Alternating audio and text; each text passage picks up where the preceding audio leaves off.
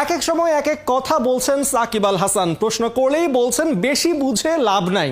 যুক্তরাষ্ট্রের কাছে সিরিজ হারের পর টাইগার তারকার কথা স্পষ্ট, দলের লক্ষ্য প্ল্যান সবই এলোমেলো।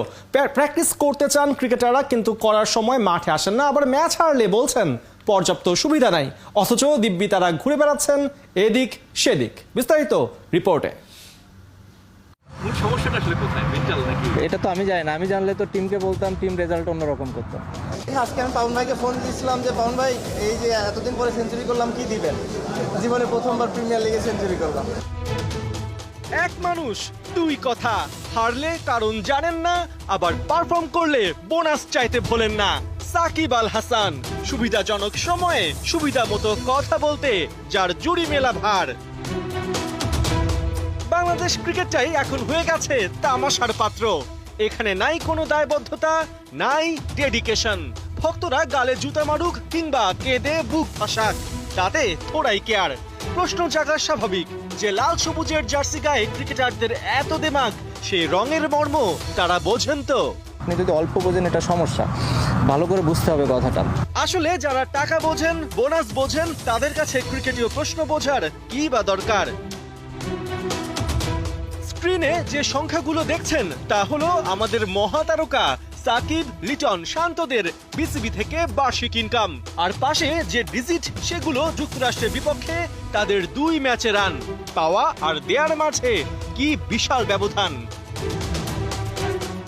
সিপিডির হিসাব বলছে 2024 সালে বাংলাদেশের জনগণের মাথাপিছু ঋণ মানে দেনা 1.5 লাখ টাকা।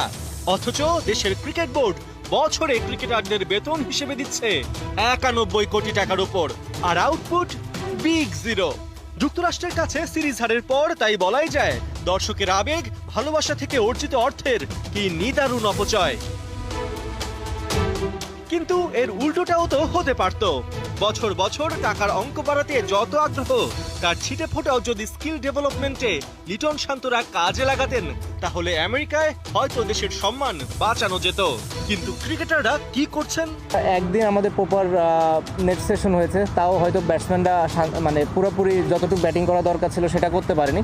একদিন ছিল অপশনাল, সেখানে ব্যাটসম্যানরা সুযোগ নেয়নি। আপনি দুই দিকেই ফল্ট দিতে পারেন, যে যেদিন সুযোগ ছিল সেদিন কেন ব্যাটসম্যানরা এসে ব্যাটিং করলো না। ভালো করে শুনুন আর চিন্তা করুন। নতুন দেশে নতুন কন্ডিশনে খাপ খাওয়াতে যখন অনুশীলন করার কথা ছিল, তখন যুক্তরাষ্ট্রে লিটনরা সেটা করেননি। পরিবর্তে ঘুরে বেরিয়েছেন নাসার অফিসে। ক্রিকেট ছেড়ে মহাকাশে যখন শান্তদের এত আগ্রহ, তখন দেশের ক্রিকেট গর্তে না ঢুকে আর কোথায় যাবে?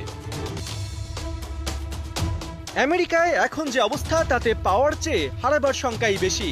যুক্তরাষ্ট্রের পর লজ্জা দেবার অপেক্ষায় আছে নেপাল আর নেদারল্যান্ডস। বিশ্বমঞ্চে নামার আগে সাকিবদের কি কিছুই করার নেই? আপনি নামলে কি করবেন নামার আগে? পার্থ বণিক, ৭১।